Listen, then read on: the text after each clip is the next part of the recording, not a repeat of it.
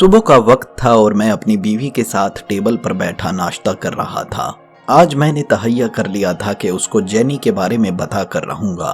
3 महीने से एक लड़की जेनी मेरी जिंदगी का अहम हिस्सा बन चुकी थी और मैं हर रोज उसके साथ कुछ वक्त बिताता था। मैं जेनी के साथ इतना खुश था कि मैंने सोच लिया था कि अपनी बीवी को तलाक दे दूंगा। बहुत दिनों से मुसलसल कोशिश कर रहा था मगर उसको बता नहीं पा रहा था। बस आज जरूर बता दूंगा, मैंने फैसला किया।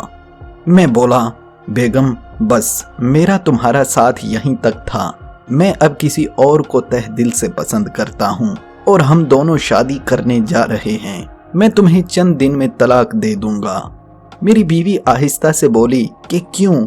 मैंने आगे से कोई जवाब ना दिया तो एकदम गुस्से में आ गई और खाने का डोंगा नीचे फेंक दिया और उठकर ऊपर अपने कमरे में चली गई। मैंने सोचा कि मैंने बिल्कुल सही फैसला किया है। मैं जेनी के पास चला गया। शाम को मैंने घर पर वकील भेजा जिसने मेरी बीवी को बताया कि तलाक के बाद इस घर की मालिक वो होगी और मेरे बिजनेस के 30% शेयर भी उसके होंगे। मेरे वकील ने फोन करके बताया कि आपकी बीवी ने सब लेने से इनकार कर दिया है।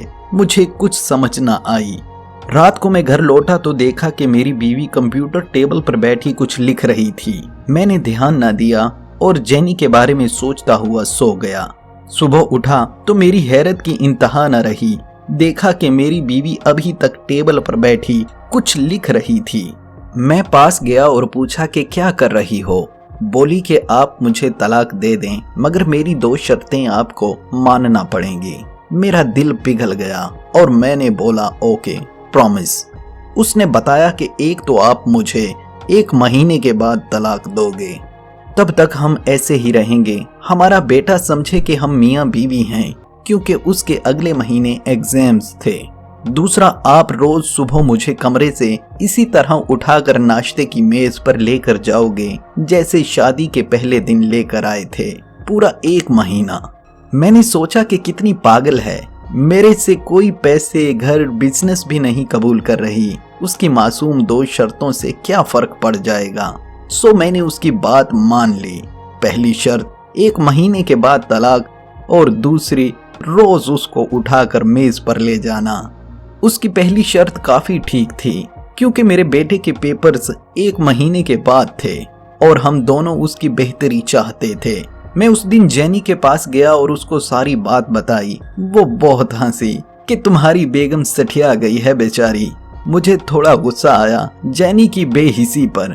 खैर, महीने का पहला दिन आया। मैंने सुबह अपनी बीवी को गोद में उठाया। अजीब लग रहा था। मुझे हंसी भी आ रही थी कि मेरा बेटा आ गया, वो खुशी से तालियां बजाएगा।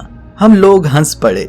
मेज पर बीवी को छोड़ा, सबने नाश्ता किया और बेटा स्कूल चला गया। मैं अपने ऑफिस और बेगम अपने दफ्तर। कुछ ना बदला। मैं उसी तरह शाम को जेनी के पास था। रोज सुबह इसी तरह बस एक बार बेगम को गोद में उठाकर टेबल पर छोड़ देता और इससे मेरा बेटा बहुत खुश हुआ करता था। बस एक बात अजीब थी कि मेरी बीवी का वजन रोज रोज कम होता जा रहा था। एक दिन मैंने उठाया तो मुझे लगा जैसे उसे बुखार हो। मैंने पहली दफा उसकी झुर्रियां देखी और फिर उसके बालों की चांदनी। मुझे अपने ऊपर शदीद गुस्सा आया कि मैंने उसकी इतनी फिक्र क्यों ना की जितनी करनी चाहिए थी। खैर, फिर वही रूटीन। अगले दिन उसको उठाया और उसने मेरे गले में बाजू डाले तो मुझे उस पर बहुत प्यार आया। मैं उसकी महक को अपने अंदर जज़ब कर रहा था। फिर मेरा बेटा भागता हुआ आया और मैंने यूं ही ये रोज का एक खेल बना लिया था। सुबह भाग कर आ जाता था, पापा मामा को उठाओ ना, फिर नाचता रहता था। मेरी हर सुबह पहले की सुबह से बेहतर होने लगी थी। आखिरी दिन आन पहुंचा। मैंने अपनी बीवी को उठाया और नाश्ते की मेज पर उतार दिया।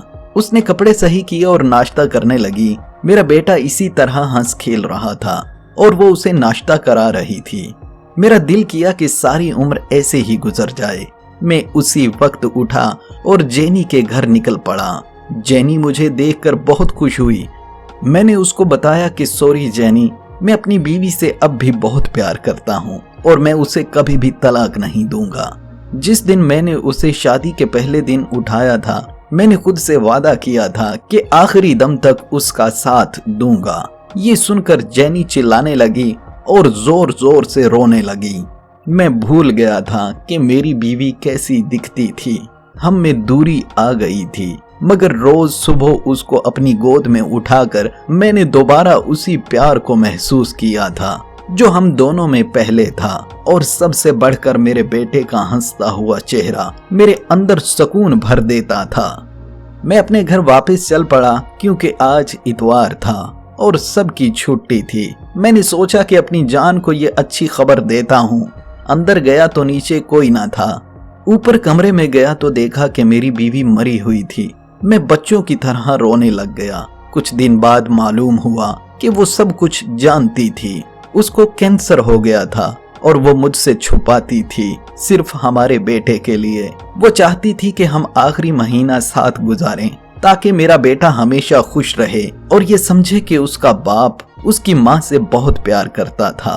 वो सिर्फ हमारे बेटे की खुशी की खातिर सुबह गोद में उठाने का बोलती थी। आज मेरा बेटा बड़ा हो चुका है और बेहद कामयाब है। वो यही जानता है कि उसके माँ बाप में बहुत मोहब्बत थी। अपनी बीवी का ये एहसान मैं कभी नहीं चुका सकता। वो मुझे बहुत याद आती है। मकान, गाड़ी, कपड़े, जूते सब मामूली चीजें हैं। रिश्तों की कदर कीमत उन सब से कहीं ज्यादा है। मकान, पैसा सिर्फ खुशी तब देते हैं जब उनको शेयर करने के लिए घर वाले साथ हों। ये बजाते खुद सिर्फ एक पुरमसरत जिंदगी का जरिया है। खुशियां इनसे मिलती हैं क्योंकि ये हमारी जिंदगी को आसान बनाते हैं। लेकिन सिर्फ इन चीजों के साथ खुशी को मंसूब करना बेवकूफ़ी की इंतहा है। अल्लाह पाक हमें घरों में सलूक और सुकून से रहने की तौफीक अता फरमाए। आमीन।